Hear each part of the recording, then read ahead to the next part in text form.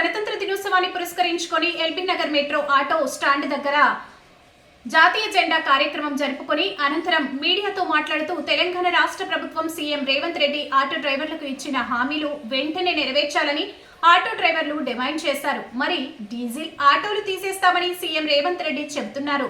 మరంటే diesel ఆటోలతోనే pollution వస్తుందా? మరి ఇండస్ట్రీలో వల్ల పొల్యూషన్ రావట్లేదా? దాన్ని గమనించాలి. సీఎం రేవంత్ రెడ్డి ఇప్పటికే ఆటో డ్రైవర్లు ఫ్రీ బస్ పెట్టడంతో ఆటో డ్రైవర్లకు జీవన ఉపాధి లేక ఆటో డ్రైవర్లు ఉరేసుకొని చనిపోతున్నారు. మీరు కూడా పట్టించుకోవాలి, సీఎం రేవంత్ రెడ్డిని కోరారు. బీఆర్టీయూ రాష్ట్ర ప్రధాన కార్యదర్శి వేముల మారన్న మరియు తోట మహేష్ యాదవ్ ముఖ్య అతిథులుగా మహేష్ దేశపాక ఆధ్వర్యంలో నిర్వహించడం జరిగింది. ఈ కార్యక్రమంలో బీఆర్టీయూ మెట్రో ఆటో స్టాండ్ అధ్యక్షులు ఎలందర్ school van president Ravinder Reddy, hotel union అధ్యక్షులు అనిల్, సిహెచ్ సాయి కుమార్, సాయి ప్రతాప్ రెడ్డి, శంకర్, యాదగిరి, లస్కర్ తదితరులు పాల్గొనడం జరిగింది.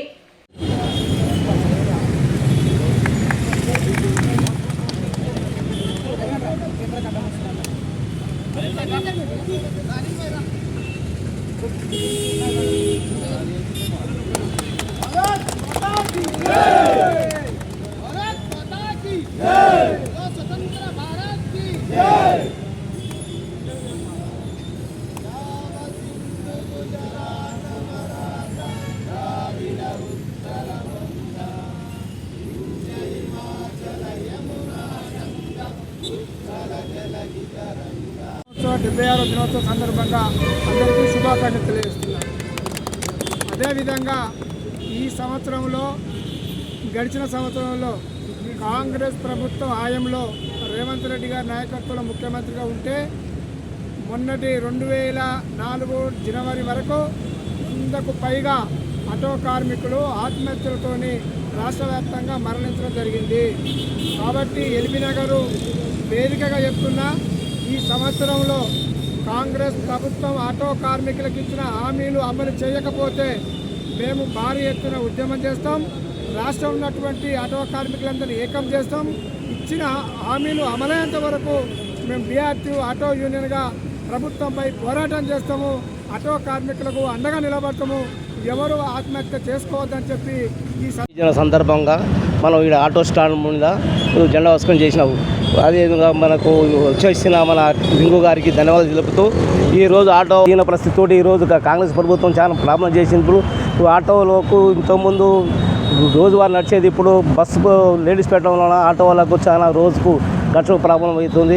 అదేవిధంగా ఫైనాన్స్ కట్టలేకుండా ఫైనాన్స్ ఊరు పెట్టుకొని చావటం ఆటో డ్రైవర్లకు నడుస్తుంది. అందుకోసం ఈరోజు గవర్నమెంట్కు అదే 15 జబీ సందర్భంగా అడగదలుచుకున్నాను. ఈ ఆటో డ్రైవర్లకు 12,000 ఇస్తామని చెప్పి కూడా అది కూడా ఇస్తలేడు. దాని గురించి మేము పోరాటం చేస్తామని కూడా ఆటో డ్రైవర్ తరఫున నేను కొద్దిగా చెప్పి చెప్తున్నాను. 76వ దినోత్సవ సందర్భంగా అందరికీ శుభాకాంక్షలు తెలియజేస్తున్నాను. అదేవిధంగా ఈ సంవత్సరంలో గడిచిన సంవత్సరంలో కాంగ్రెస్ ప్రభుత్వం హయాంలో రేవంత్ రెడ్డి గారి నాయకత్వంలో ముఖ్యమంత్రిగా ఉంటే మొన్నటి 2004 జనవరి వరకు 100కు పైగా ఆటో కార్మికులు ఆత్మహత్యలతోని రాష్ట్ర వ్యాప్తంగా మరణించడం జరిగింది.